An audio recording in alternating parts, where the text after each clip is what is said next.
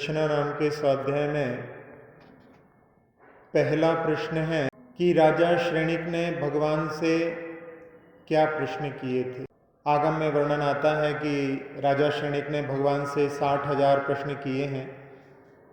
उसमें एक प्रश्न के बारे में एक गाथा के रूप में प्रश्न पूछा, कदम चरे कदम चिट्ठे कदमासे कदम सये कदम भासेज भुंजेज जीर्ण पावम न बज्जई, कि हम कैसे चलें, कैसे चेष्टाएं करें, कैसे बैठें, कैसे सोएं, कैसे भोजन करें और कैसे बोलें जिससे कि पाप का बंधन ना हो। तो कहते हैं भगवान महावीर ने बस केवल एक शब्द इसमें चेंज कर दिया, परिवर्तित कर दिया, कदम की जगह जदम कर दिया। जदम चरे जदम चिट्ठे जदमासे जदम सये जदम भासे ज भुंजे ज जीर्ण पावम न बज्जे। यानी चले भी तो यत्न पूर्वक चलें। यत्न पूर्वक चलना मतलब 4 हाथ जमीन देख करके चलना। चेष्टाएं करें तो वो भी यत्न पूर्वक करें। कोई भी चीज़ को रखें उठाएं तो देख करके रखें उठाएं। कैसे बैठें, कैसे सोएं, सोने के लिए भी बताया कि हम दंड के रूप में या धनुष के आकार में सोएं। और क्या बोलें तो उसमें भी हित मित प्रिय बोलें। और क्या भोजन करें, कब भोजन करें, इसके बारे में भी उन्होंने बताया। यदि हम आगम के अनुसार बोलें, आगम के अनुसार भोजन करें, रात्रि में भोजन ना करें, अभक्ष का भक्षण ना करें, तो उसके माध्यम से हम पापों से बंधन को प्राप्त को नहीं होते। अगला प्रश्न है कि सप्त ऋषि कौन हैं। सप्त ऋषि का वर्णन पद्म पुराण ग्रंथ में आता है। 7 ऋषि जिन्होंने चाण रिद्धिधारी मुनिराज की जो रिद्धि होती है उसको प्राप्त किया था, ये राजपुत्र थे। इनके नाम सुरमन्यु, श्रीमन्यु, श्रीनिचय, सर्वसुंदर, जयवान, विनय लालस और जयमित्र।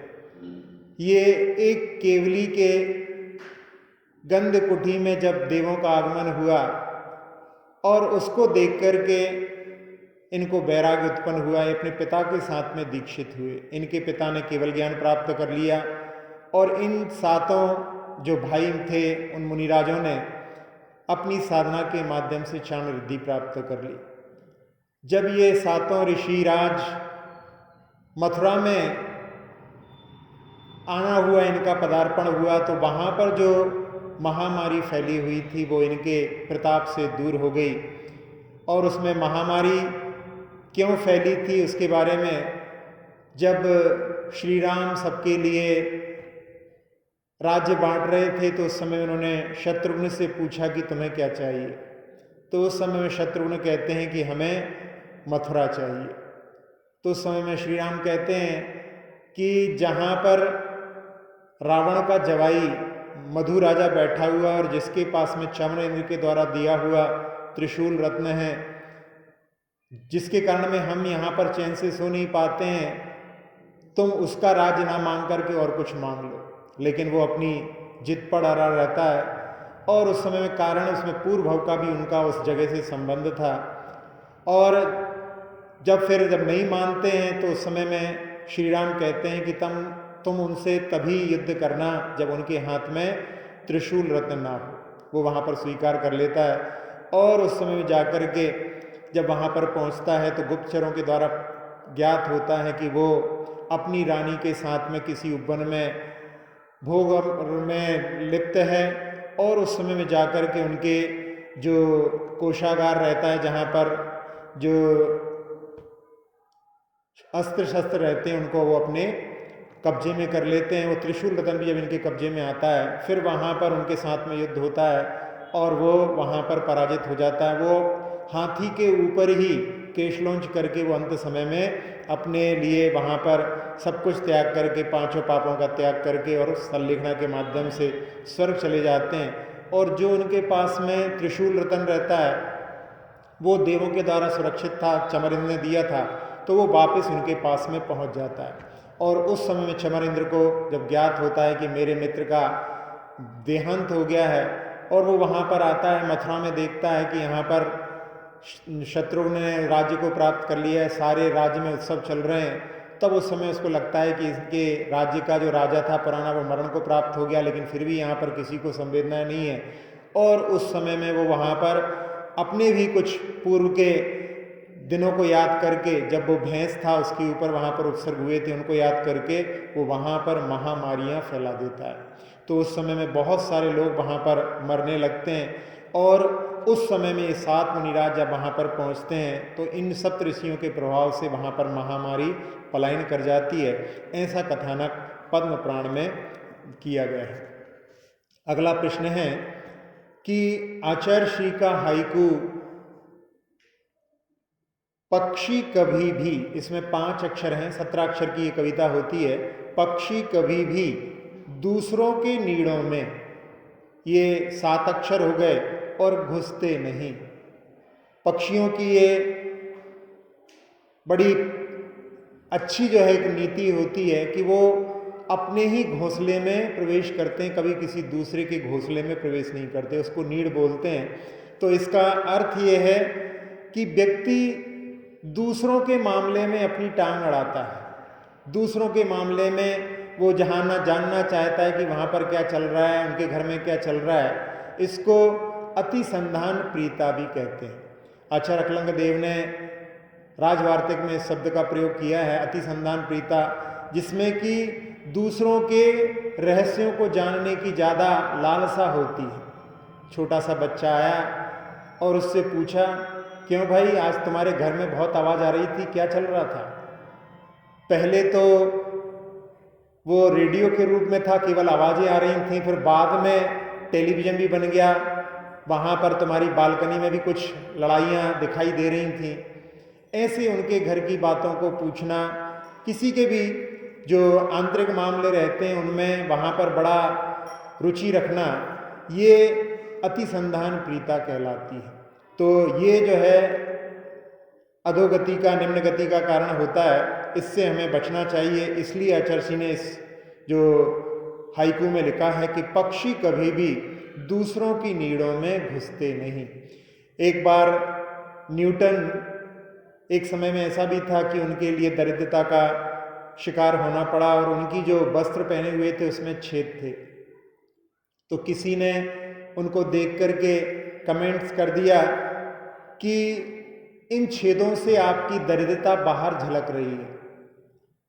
उस समय में न्यूटन ने उनको जवाब दिया कि इससे हमारी दरिद्रता बाहर नहीं आ रही है, इससे आपकी बेवकूफ़ी अंदर घुस रही है। मतलब वहाँ पर बिना किसी मतलब के दूसरों के मामलों में कुछ कहना, बोलना, ये अतिसंधान प्रीता को इस हाइकू के माध्यम से अपन निषेधित समझें, इससे बचने का प्रयास करें। अगला प्रश्न है कि 4 प्रकार के लोभ कौन से होते हैं?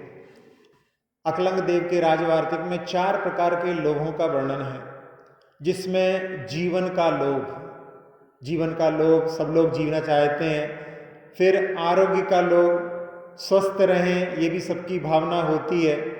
फिर भोगोपभोग का लोभ, भोगोपभोग का यानी भोग और उपभोग की जो सामग्री होती है वो भी हमको बहुत प्राप्त हो, ऐसी भावना रहती है। और एक इंद्रियों का लोभ, हमारी इंद्रियां अंत समय तक अच्छी काम करती रहें, ऐसे 4 प्रकार के लोभों का वर्णन किया है। जीवन के लोभ के बारे में तो आप सभी लोग जानते ही हैं। व्यक्ति अपने जीवन के लिए कितने प्रयास करता है कि हमारा जीवन टिका रहे। व्यक्ति का यदि बस चले तो वो कभी भी मरण को प्राप्त होना नहीं चाहे, लेकिन संसार में जो भी उत्पन्न होते हैं वो मरण को अवश्य प्राप्त होते हैं। लेकिन फिर भी वो जीवन अच्छा कि जिसमें किसी दूसरे के जीवन को नष्ट करके स्वयं के जीवन को प्राप्त करने की भावना नहीं होती। लेकिन व्यक्ति अपने जीवन के लिए कभी कभी ऐसे भी कार्य करता है कि दूसरे के जीवन से भी खिलवाड़ कर लेता है। वैसे कहते हैं कि व्यक्ति के लिए सबसे ज़्यादा प्रिय होती है तो अपनी आयु।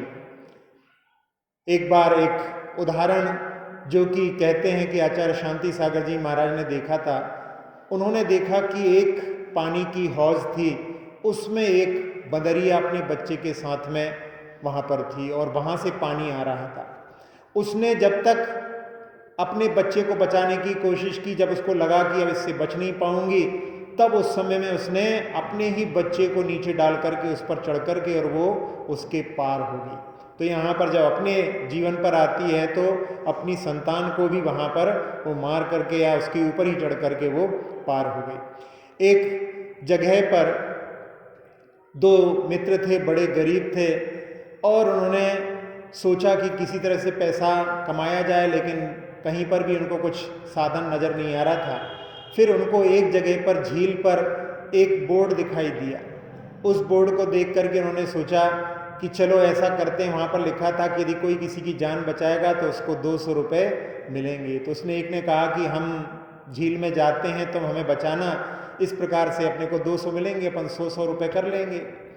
और वो वहाँ पर वो व्यक्ति उस झील में उतर गया और वहाँ पर काई के माध्यम से वो फिसलने लगा। और उस समय में अपने मित्र को बोलता है कि वास्तव में मैं यहाँ पर फिसल रहा हूँ, डूब रहा हूँ, तो मुझे बचाओ। उसका मित्र आगे बढ़ता है और उस समय में उसको ना पकड़ करके और वहाँ पर वो जो है लौट करके बचाने के लिए जब नहीं आता, तो उसका मित्र कहता है कि तुम मुझे बचाने क्यों नहीं आ रहा, मैं बिल्कुल वाकई में डूब रहा हूँ। तब उस समय कहता है कि मैं तुमको नहीं बचाऊंगा। तो वो कहता है कि अपन ने जिसके लिए तय किया था कि 100 रुपये मिलेंगे, तो वो कहता है नहीं, अब मुझे 1000 रुपये मिलेंगे। वो पूछता है कैसे, तो कहने लगे अपन ने बोर्ड के पीछे नहीं देखा, उस बोर्ड के पीछे लिखा हुआ था कि मरी हुई लाश को जो निकालेगा उसको 1000 रुपये मिलेंगे। तो वहाँ पर वो 100 रुपये के जो पहले तय किया हुआ था उससे ज़्यादा के लिए वहाँ पर वो सामने वाले अपने मित्र को भी मारने के लिए तैयार हो गया। तो ऐसे जीवन का लोभ जो दूसरे के जीवन को नष्ट कर दे, वो अच्छा नहीं माना जाता। फिर दूसरा, आरोग्य का लोभ। सभी लोग स्वस्थ होना चाहते हैं, लेकिन स्वस्थ होने के लिए कई कई दवाइयाँ ऐसी भी आती हैं जिन पर लाल सिंबल लगा होता है। उनका मतलब है कि उनमें मांसाहार है। उनका भी प्रयोग करने से लोग नहीं चूकते, लेकिन जो शाकाहारी होते हैं, अहिंसक होते हैं, वो ऐसी दवाइयों से परहेज करते हैं। एक बार जिनेंद्र वर्णी जी, जिनको टीबी हो गई थी, और उस समय में डॉक्टर्स ने कहा कि यदि आप मांसाहार नहीं लेंगे और ये दवाई नहीं लेंगे तो आप ठीक नहीं होंगे। उन्होंने कहा कि जो इनको लेते हैं वो क्या अमर हो जाते हैं? तो कहले संसार में कोई भी अमर होकर के नहीं आया। तब उस समय कहा कि जब मरना निश्चित है फिर इन दवाइयों को क्यों लें? उन्होंने कहा कि हम तुमको दवाइयाँ मिला करके दे देंगे। तो उन्होंने कहा कि हम आपसे दवाइयाँ ही स्वीकार नहीं करेंगे। और वहाँ पर 4 लोग थे, 2 शाकाहारी थे, 2 मांसाहारी थे, जिन्होंने मांस का वहाँ पर लेना स्वीकार किया, लेकिन दोनों ही पहले मरण को प्राप्त हो गए। इनकी अहिंसा में आस्था और शाकाहार की जो श्रद्धा थी उसके माध्यम से इनका जीवन बहुत लंबे समय तक टिका रहा। तो ऐसे आरोग्य का लोभ जिसमें कि अपने धर्म से ही वहाँ पर समझौता करना पड़े, वो ठीक नहीं। तीसरा, इंद्रियों का लोभ। इंद्रियां भी हमारी अच्छी तरह से बनी रहें, उसके लिए लोग बहुत प्रयास करते हैं। अपनी आँखों में भी चश्मा लगाते हैं, लेंस लगाते हैं। इसी प्रकार से 5 इंद्रियों के विषयों को प्राप्त करने के लिए हमारी इंद्रियां अच्छे से काम करती रहें, उसके लिए भी प्रयास करते हैं। फिर इसके बाद में भोग का लोभ। भोग की सामग्री जो एक बार भोगी जाती है इसको भोग कहा जाता है, और बार बार जिसका प्रयोग किया जाता है जैसे वस्त्र आभूषण आदि, वो भोग कहलाते हैं। इनके लिए भी बहुत मन में लोभ होता है। एक अयोध्या प्रसाद जी गोयली हुए हैं, उन्होंने एक जीवन की घटना लिखी कि एक बार किसी व्यक्ति के लिए उन्होंने कुछ वहाँ पर वो खरीदने के लिए आया, बड़ा नोट दिया, अपने पैसे खुले नहीं थे, तो उन्होंने कहा कि आप बाद में दे देना।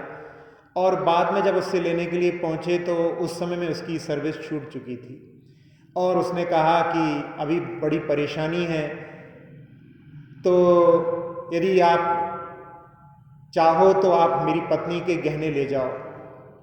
वो अंदर जाकर के देखते हैं उनकी पत्नी वहाँ पर निमोनिया से पीड़ित पड़ी हुई थी, और उसने ला करके अपने पत्नी का गहनों का डिब्बा वहाँ पर उसके सामने रख दिया। उनके मन में आया कि ये तो कफन खसोट जैसी बात हो गई, तो उसने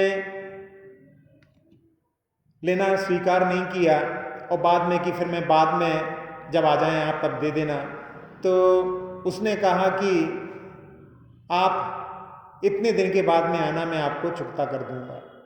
और ये उतने दिनों के बाद में जब वहाँ पर पहुँचते हैं तो देखते हैं कि पूरा मकान खाली पड़ा हुआ है। सोचते हैं, लगता है वो भाग गया, लेकिन वो भागा नहीं था, वो अंदर वहाँ पर छुपा हुआ था।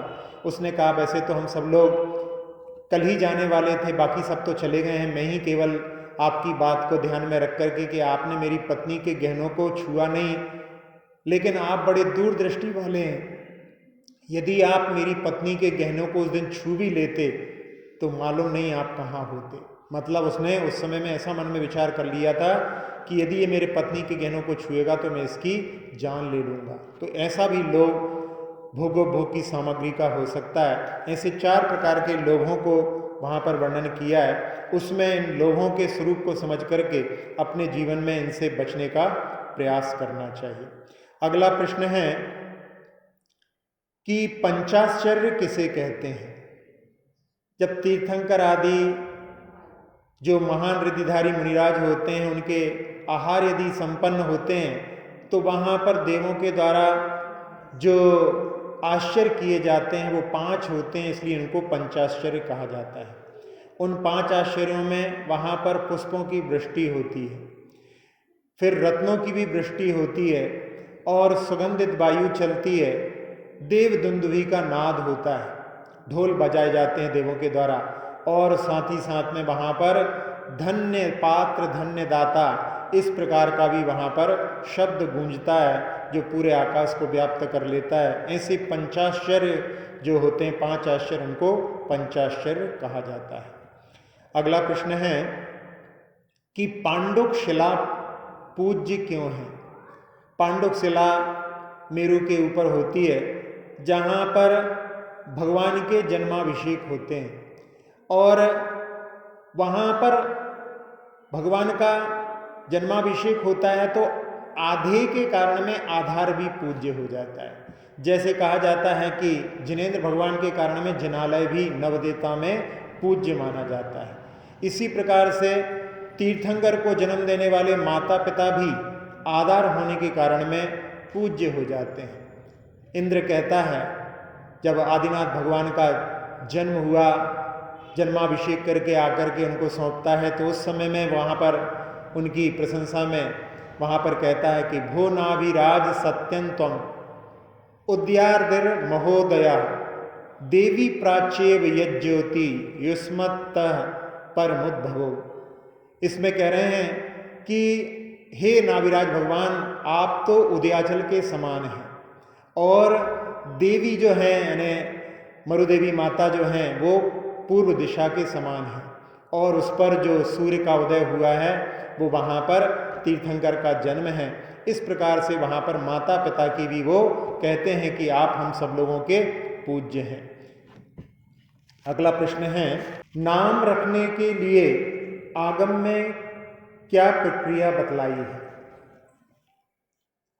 महापुराण में जिनसेन स्वामी ने वहाँ पर 53 क्रियाओं के बारे में बताया है, उसमें एक नाम कर्म क्रिया के बारे में भी बतलाया है, जिसमें जन्म के 12वें दिन पूजा आदि के बाद में, क्योंकि 10 दिन तक सूतक पातक रहता है, उसके बाद में पूजा आदि करके और अपनी इच्छा से या भगवान के जो 1008 नाम हैं उनमें से कुछ नामों को घटपत्र विधि द्वारा, जैसे बैलेट पेपर सिस्टम होता है, उन पर लिख करके और उसमें से कोई बालक का योग्य नाम छांट करके रखना चाहिए।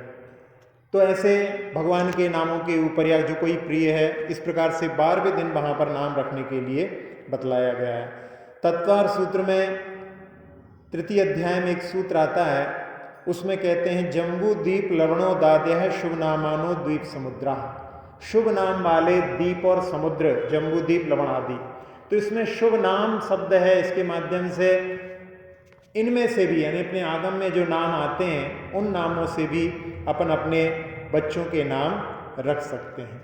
अगला प्रश्न है, 7 क्षेत्र कौन से हैं जिनमें दान दिया जाता है। 7 क्षेत्रों में जिन बिंबन जिनागारं जिन यात्रा महोत्सवं जिन तीर्थं जिनागमन जिनायतनानि सप्तधा। जिनेंद्र भगवान के बिंब के लिए, जिनालय के लिए, जहाँ पर जिनेंद्र भगवान की यात्रा महोत्सव हो रहे हैं उसके लिए, जिनेंद्र भगवान के जो जो तीर्थ हैं, अतिशय क्षेत्र होते हैं, सिद्ध क्षेत्र होते हैं, उन तीर्थों के लिए, जिनागम के लिए यानी शास्त्रों के लिए, और जिनायतनानी यानी जिनायतन, जिसमें कि वहाँ पर देव शास्त्र गुरु तीनों आयतन के रूप में रहते हैं। तो यहाँ पर शास्त्र पहले आ चुके हैं और देव भी पहले आ चुके हैं, तो गुरु आदि के लिए वहाँ पर दान के लिए बतलाया गया। तो इन 7 क्षेत्रों में दान करने के लिए कहा गया है। अगला प्रश्न है कि 4 प्रकार की भावनाएं कौन सी हैं जिनको जीवों को पालन करना चाहिए। सामयिक पाठ में जो आचार्य अमित गति द्वारा रचित है उसमें कहा है, सत्वेषु मैत्रीं गुणसु प्रमोदम क्लिष्टेषु जीवेषु कृपा परत्वम माध्यस्थ भावम विपरीत वृत्तौ सदा ममात्मा विदधातु देव। यहाँ पर सत्वेषु मैत्रीं यानी सभी जीवों के प्रति मित्रता का भाव। मित्रता का भाव क्या कहलाता है? परेशान दुख अनुपत्ति अभिलाषो मैत्रीं, किसी को दुख नहीं हो ऐसी भावना करना, ये मित्रता की भावना सारे संसार के जीवों के प्रति होना चाहिए। फिर गुणेषु प्रमोदम, जो गुणी हैं उनको देख करके प्रसन्नता के भाव होना, ये प्रमोद भाव कहलाता है। क्लिष्टेषु जीवेषु कृपा परत्वम, जो जीव दुखी हैं उनके प्रति करुणा के भाव रखना। और विपरीत वृत्तौ माध्यस्थ भावम, जो विपरीत मार्ग पर चलते हैं, मिथ्या मार्ग पर चलते हैं, हिंसा के मार्ग पर चलते हैं, व्यसनों के मार्ग पर चलते हैं, उनके प्रति माध्यस्थ भाव। कोई शराबी है, अब यदि उसको अपन समझाने लगे, कई बार ऐसा ही होता है, एक बार जो है 2 शराबी लड़ रहे थे, एक व्यक्ति ने उनको समझाने का प्रयास किया और दोनों शराबी उसी के ऊपर टूट पड़े और ऐसी स्थिति हो गई कि उनको वहाँ पर हॉस्पिटल में एडमिट करना पड़ा और थोड़े समय में उनके प्राण पखेरु उड़ गए। तो ऐसे लोगों के प्रति माध्यस्थ भाव। आप लोग मेरी भावना में भी इन पंक्तियों को पढ़ते हैं, मैत्री भाव जगत में मेरा सब जीवों से नित्य रहे, दीन दुखी जीवों पर मेरे ओर से करुणा स्रोत बहे, दुर्जन क्रूर कुमार्ग रतों पर क्षोभ नहीं मुझको आवे, साम्य भाव रखूं मैं उन पर ऐसी परिणति हो जावे, गुणी जनों को देख हृदय में मेरे प्रेम उमड़ आवे, बने जहाँ तक इस जीवन में करके यह मन सुख पावे। ऐसी भावना, जो 4 प्रकार की भावनाएं हैं, वो प्रत्येक व्यक्ति के लिए अपने मन में संजो कर रखना चाहिए। अगला प्रश्न है कि राजा श्रेयांस जो दान तीर्थ के प्रवर्तक हैं, उनके पूर्व भवों के बारे में बतलाइए। इनके 10 भवों का वर्णन आता है कि एक गृहस्थ की पुत्री थी जो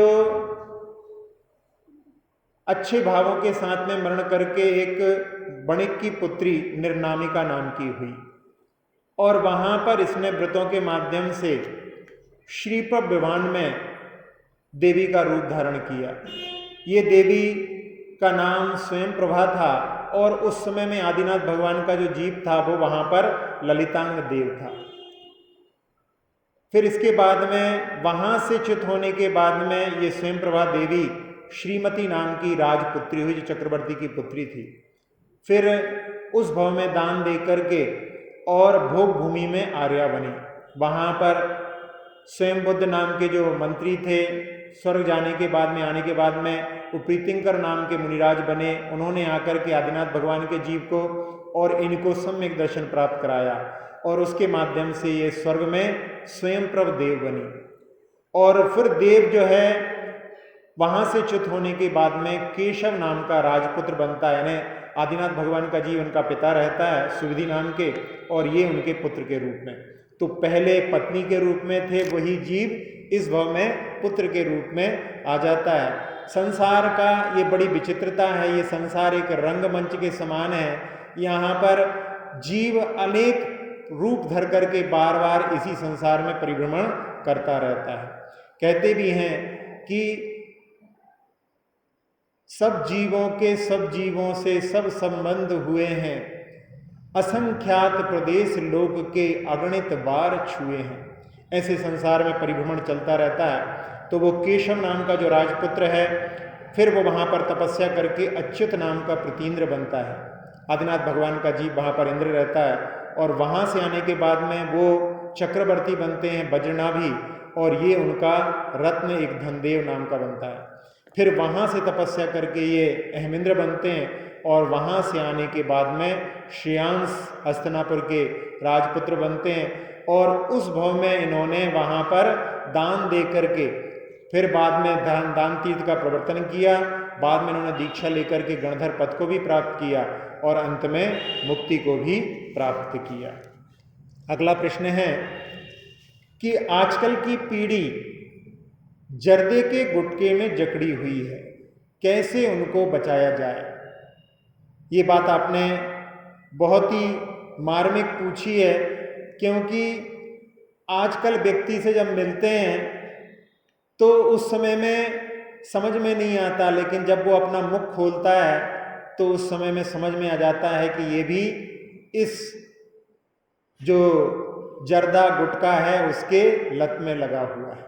जैसे जब तक दुकान बंद रहती है, यदि दुकान पर बोर्ड नहीं लगा हो तो पता नहीं पड़ता काय की दुकान है। ऐसे ही व्यक्ति जब तक मुख नहीं खोलता तब तक उसके दांतों का दर्शन नहीं होता तो समझ में नहीं आता, लेकिन जैसे ही मुख खुलता है दांतों के दर्शन से ही समझ में आ जाता है कि ये किसकी लत में पड़ा हुआ है। और ऐसी लत लग जाती है जर्दे की कि उसके लिए एक कहावत कही जाती है कि तनक तमाकू गजब करावे, जगन्नाथ को भात, और जिनके पुरखन भीख न मांगी सोई बढ़ावत हाथ। जर्दे की लत ऐसी पड़ती है कि व्यक्ति दूसरे के सामने हाथ फैलाने में भी पीछे नहीं रहता। ऐसी आदत पड़ जाती है। एक बार एक व्यक्ति के लिए ऐसी लत लगी हुई थी और जल्दी में कहीं जाना था उसको, और वो अपना बटुआ जिसमें वो रखता था उसको भूल गया, और वो जहाँ तक उसको जाना था रास्ते में उसको ऐसी बेचैनी कि ऐसा लगे कि बिल्कुल प्राण छूट जाएंगे, लत ऐसी पड़ जाती है। और जब वो वहाँ पर पहुँचा, वहाँ पर उस जर्दे को गुटके को ढूंढ रहा था, वो नहीं मिल रहा था, तो एक व्यक्ति जो झाड़ू लगाने वाला था उसकी जेब में देख करके उससे भी उसने मांग लिया, और उससे भी उसको खा करके उसको वहाँ पर चैन मिला। ऐसी स्थिति हो जाती है।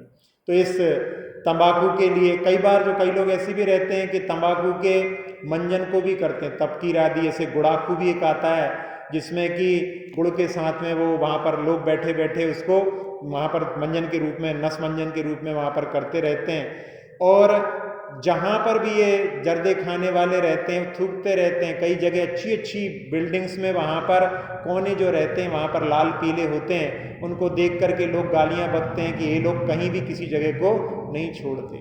और उससे बचने के लिए अब लोग ऐसा करने लगे हैं कि उन जगहों पर भगवान की फोटो, देवताओं की फोटो लगाने लगे हैं कि इस बहाने से तो वहाँ पर कोई ना थूके, यानी उनका आसरा लेकर के वहाँ पर इनसे वहाँ पर निजात चाहते हैं। एक बार एक दादाजी थे, वो जर्दा खाते थे और उनके यहाँ पर तंबाकू की खेती भी होती थी।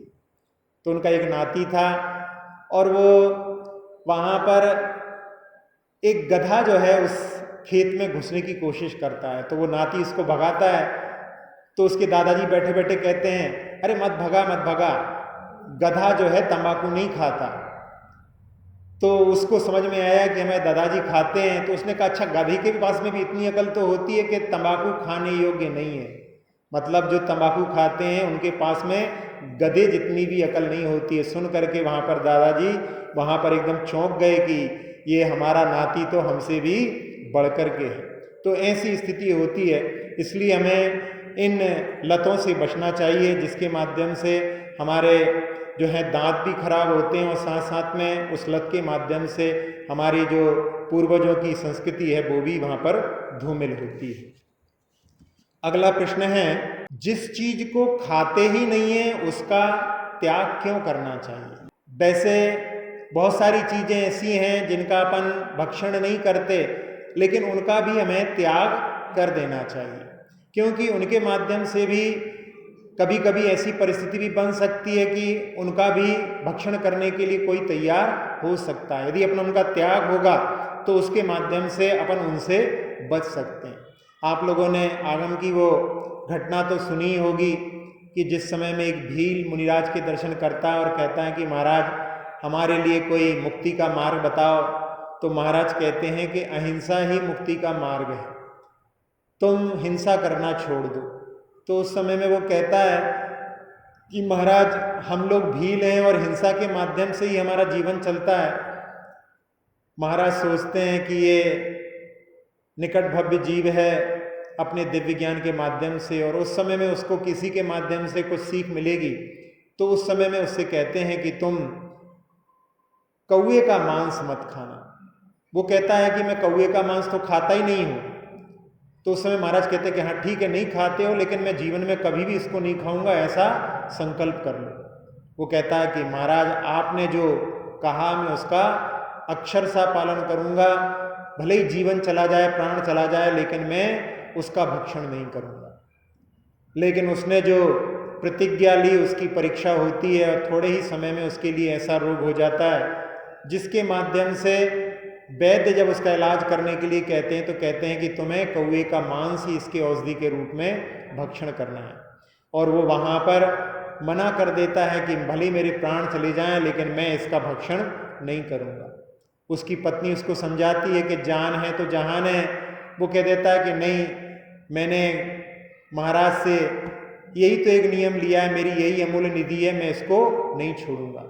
उसकी पत्नी अपने भाई को, जो कि भीलों का सरदार था, उसको बुलवाती है कि वो आकर के समझाए, तब ये मानेंगे, नहीं तो ये अपने प्राणों से हाथ धो बैठेंगे। और जब उसको वहाँ पर बुलवाया जाता है, वो रास्ते में आता है और उसको रास्ते में एक जगह पर एक रुदन सुनाई देता है। उस रुदन को सुनकर के वो वहाँ पर जाकर के देखता है तो पूछता है कि क्यों रो रहे हो? तो वहाँ पर वो एक यक्षी थी और वो कहती है कि तुम जिसके लिए समझाने के लिए जा रहे हो और यदि उसने कौवे का मांस का भक्षण कर लिया फिर वो मेरा यक्ष नहीं बन पाएगा। वो सुनकर के चौंक जाता है कि उसने कौवे का मांस त्याग किया है तो उसके प्रभाव से ये देव बनेगा, यक्ष बनेगा। और वो आकर के वहाँ पर अपनी बहन के कहने के कारण में उसको समझाता है, लेकिन वो टस से मस नहीं होता। जब उसकी दृढ़ता को देखता है तो उस समय में उससे कह देता है कि तुमने जो नियम लिया है वो बहुत अच्छा है, इससे तुम मर करके देव बनोगे। और उस समय वो सुन करके कि मैं एक इतने से मांस का त्याग करने से यदि ऐसा बना हूं तो मैं आज से, महाराज ने जो बोला था, मैं आज से सारे मांस का त्याग करता हूं। और वो जब सारे मांसों का त्याग कर देता है, अणुव्रतों के साथ में मरण को प्राप्त होकर के वो वहाँ पर अपने स्वर्गमन करता है और यहाँ पर उनका भाई वापस अपनी जगह पर लौटता है। और उस समय में उसको वो यक्षी फिर से रुदन करती हुई दिखाई देती है। फिर जा कर के पूछता है तो वो वहाँ पर कहती है कि अभी भी वो मेरे यक्ष नहीं बने, उन्होंने सारे मांसों का त्याग कर दिया, उसके कारण में वो कल्पवासी देव बन गए। तो इस प्रकार से जो चीज़ अपन नहीं भी खाते हैं, यदि अपन उसका भी त्याग करते हैं तो उसका भी प्रभाव होता है। बल्कि यदि कई लोगों से जैसे रहता है कि त्याग नहीं कर सकते, लेकिन बीच में एक बार भोजन करने के बाद में दूसरी बार जब भोजन करते हैं उसके बीच में भी अपने लिए त्याग कर देना चाहिए। नहीं बन सके तो 5 मिनट 10 मिनट के लिए भी त्याग करना चाहिए। थोड़ा थोड़ा त्याग भी बहुत जो है आगे हमारे लिए कहते हैं कि छोटे छोटे नियम एक दिन बहुत बड़े हो जाते हैं, घुटने घुटने चलते एक दिन पैर खड़े हो जाते हैं। इस प्रकार से छोटे छोटे नियम भी बड़े कार्यकारी होते हैं। आगम में इसका भी वर्णन आता है। एक भील था जो कि मांसाहारी भी था और शराब का सेवन भी करता था। और उस समय में उसने महाराज से कहा कि हमको कोई नियम दो। महाराज ने इसके त्याग के लिए बोला तो उसने कहा ये तो हम नहीं कर सकते। तब महाराज ने कहा कि कम से कम इतना किया करो कि एक बार खाने के बाद में अगली बार खाने तक का तो त्याग कर दिया करो। और उसने उसको कहा कि हाँ, ये तो मैं कर सकता हूँ।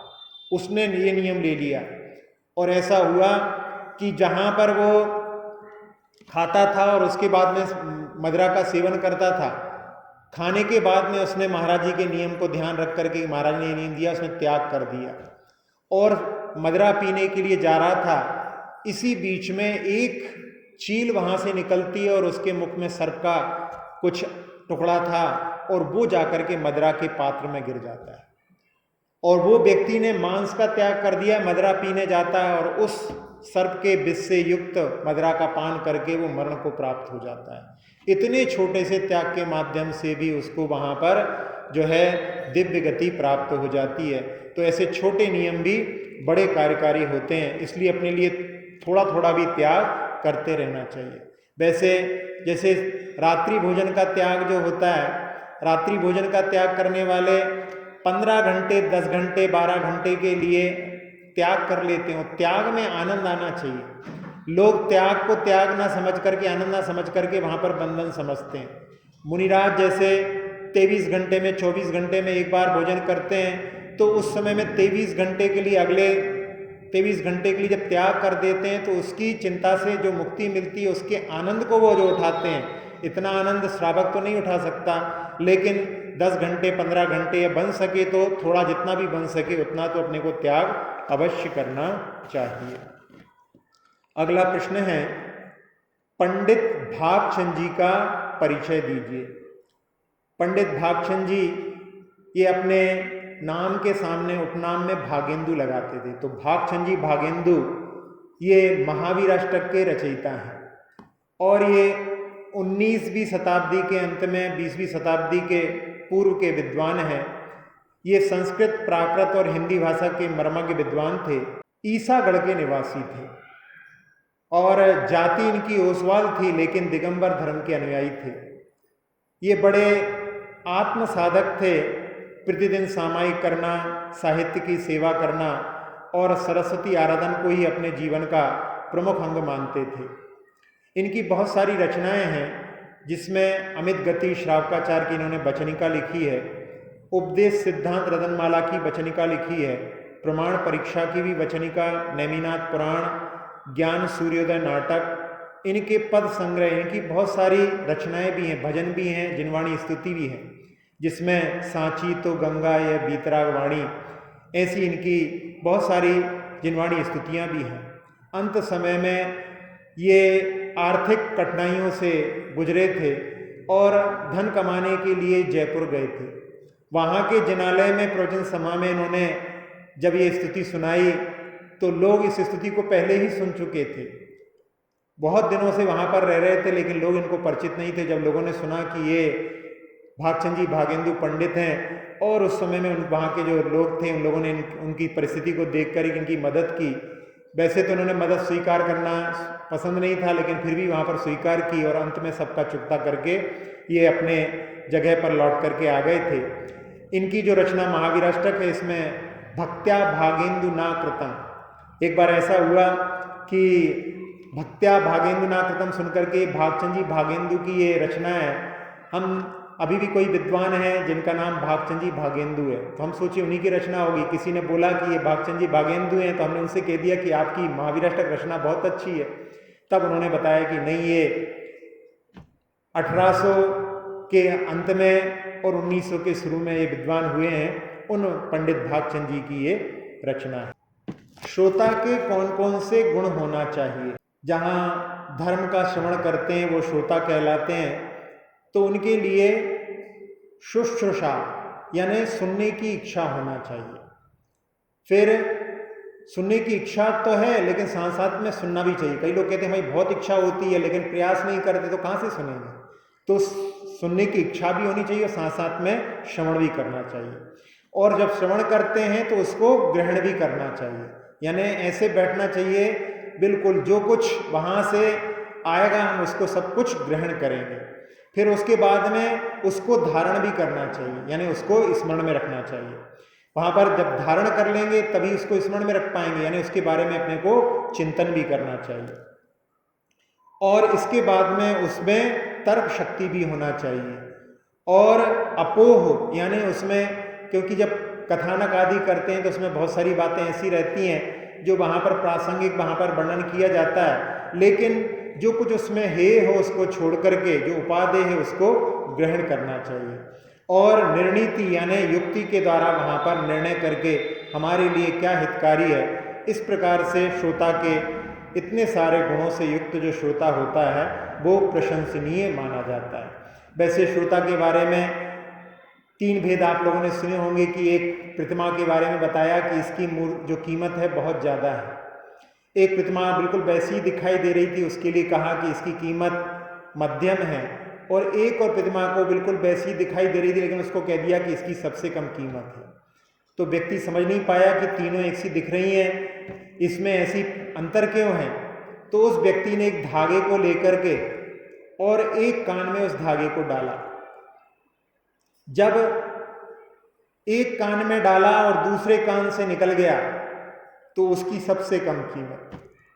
जब एक कान में डाला और मुंह से निकल गया उसकी मध्यम कीमत, क्योंकि जब किसी को आप सुनाएंगे तभी सुना सकते हैं जब अपन ने उसको अच्छी तरह से ग्रहण किया हो।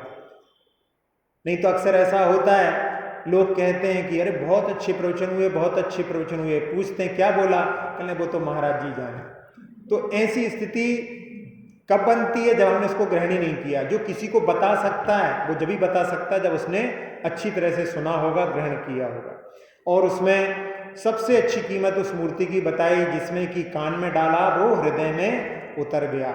तो इस प्रकार से श्रोता के जो है यहाँ पर गुणों को उन्हीं प्रतिमाओं के माध्यम से अपन अच्छी तरह से समझ सकते हैं। अगला प्रश्न है कि विमल वाहन कौन थे। विमल वाहन कई प्रकार के मतलब नाम आते हैं, उसमें एक सप्तम कुलकर का भी नाम आता है। सप्तम कुलकर 14 कुलकर होते हैं जो भोग भूमि से कर्म भूमि में जब परिवर्तन होता है उस समय में जीवन के लिए मार्ग बताते हैं। तो विमल वाहन नाम के जो कुलकर थे उन्होंने उस समय में हाथी घोड़ों को सवारी का उपदेश दिया था। एक पूर्व विदेह की सुसीमा नगरी में एक राजा हुए हैं जिनका नाम भी विपुल वाहन था, और ये अजितनाथ भगवान का पूर्वभव था। पूर्वभव में अजितनाथ भगवान का विमल वाहन नाम था, और उस भव में उन्होंने वहां पर तीर्थंकर प्रकृति का बंद करके और फिर जाकर के वो अहमेंद्र बने थे। इसी प्रकार से संभवनाथ भगवान के जीवन में भी हुआ कि वो क्षेमपुरी नगरी जो पूर्व विदेह में थी वहां पर वो विमल वाहन नाम के राजकुमार थे, और उस भव में भी उन्होंने वहां पर तपस्या करके तीर्थंकर प्रकृति का बंद करके और अधोग्रेवेक में उत्पन्न हुए थे। तो इस प्रकार से विमल वाहन नाम के 3 व्यक्तियों का वर्णन आगम में आता है। अगला प्रश्न है कि असुर कुमार की कितनी ऊंचाई होती है। सारे देवों में सबसे ज्यादा ऊंचाई जो होती है वो असुर कुमार की होती है। तो असुर कुमार की ऊंचाई 25 धनुष की होती है, और बाकी के जो भवनवासी जो होते हैं, भवनवासी कुमार होते हैं, उनकी जो है 10 धनुष की ऊंचाई होती है। तो 25 धनुष और 10 धनुष इतना अंतर होता है। और ये असुर कुमार जो होते हैं वो तीसरे रथ तक जाकर के वहां पर जो नारकी रहते हैं उनको वहां पर भिड़ाते भी हैं।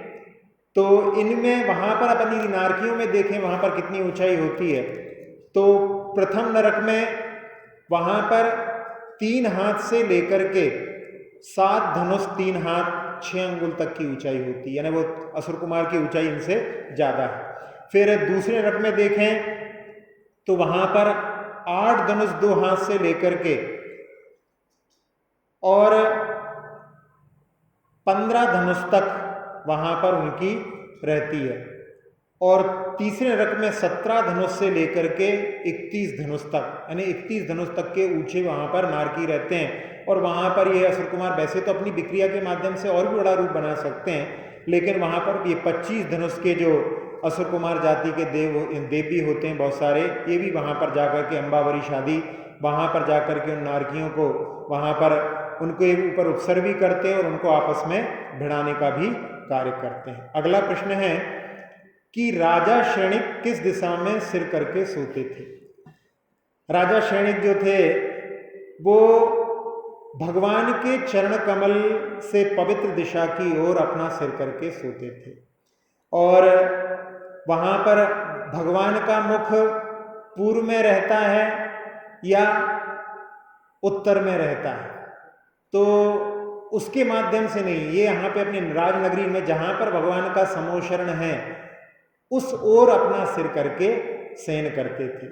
और उस समय में इनको स्वप्न में कई बार भगवान के दर्शन भी होते थे और स्वप्न में भी ये कई बार भगवान से प्रश्न पूछते थे और उनके द्वारा जो बताए हुए तत्व हैं उनका भी पाठ का जो है चिंतन इनके मन में चलता रहता था। एक गणेश प्रसाद जी बर्णी जी, बड़े बर्णी जी के रूप में जाने जाते हैं, उनके लिए भी आत्मख्याति टीका जो समयसार की टीका है वो उनको स्मरण में थी और वो कई बार लोगों ने सुना कि सोते सोते वो उनके मुख से वो टीका उनको पूरी स्मरण में थी, वो वहाँ पर उसका सोते सोते में भी पाठ कर लेते थे। तो ऐसा वहाँ पर जो है राजा श्रेणिक भी। वैसे अपन यदि सोने के बारे में प्रश्न करें, सोचें, तो अपने लिए सोने के लिए प्राक सिर शयने विद्या, अपना सिर जो है पूर्व दिशा में होना चाहिए और या दक्षिण दिशा में होना चाहिए। ऐसी दो दिशाओं में अपना अपना सिर रख करके शयन कर सकते हैं। उत्तर की ओर पैर करने से वहाँ पर अपने लिए फायदा ये मिलता है, अपना शरीर भी एक चुंबक के समान है और यदि अपना पैर यदि उत्तर में रहेगा तो उस समय में अपने पैर में वहाँ पर दक्षिण है और वो उत्तर है, तो जहाँ पर जो विपरीत पोल होते हैं वो एक दूसरे को खींचते हैं, तो उस समय में अपन खिंचाव महसूस करेंगे। अपन जब कभी भी थक जाते हैं तो अपने हाथों को अपन खींच करके लंबा बनाने की कोशिश करते हैं, तो उससे अपनी थकान दूर हो जाती है।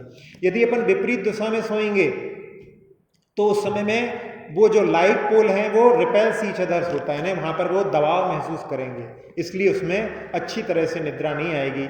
ये भी अपन सोने के लिए, पढ़ने के लिए भी अपन पूर्व की दिशा में और उत्तर की दिशा में मुख करके यदि पठन पाठन करें तो उसके माध्यम से भी अपन वहाँ पर जो है अच्छी तरह से उसका अर्जन कर सकते हैं। अब थोड़ी देर के लिए अपन ध्यान करें। सभी लोग ध्यान की मुद्रा में बैठ कर के एक बार ओंकार नाद के माध्यम से अपने मन को ध्यान की भूमिका में पहुंचाने का प्रयास करेंगे।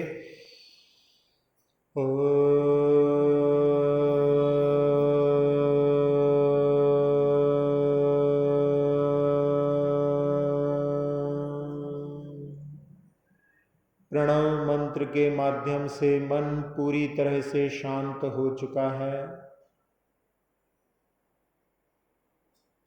अपने कंठ पर णमो आयरियाणम पीले रंग से लिखना है। स्वर्णिम चमकता हुआ णमो आयरियाणम।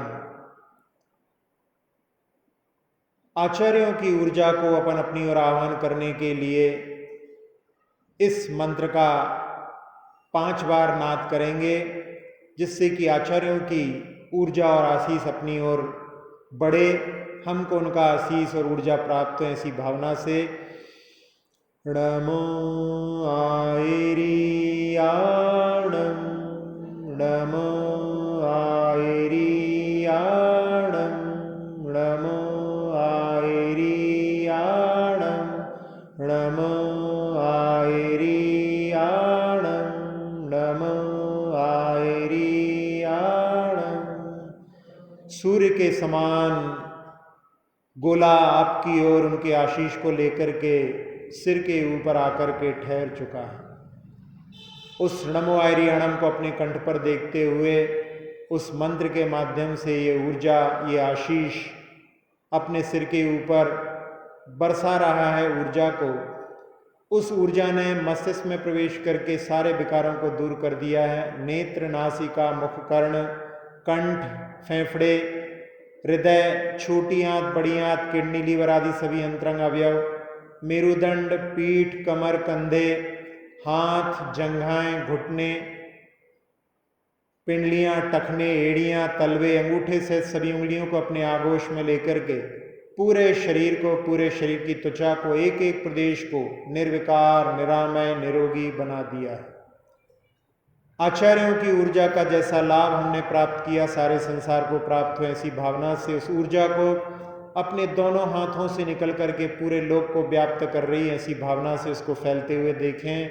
और भावना, सुखी रहें सब जीव जगत के, कोई कभी ना घबरावे।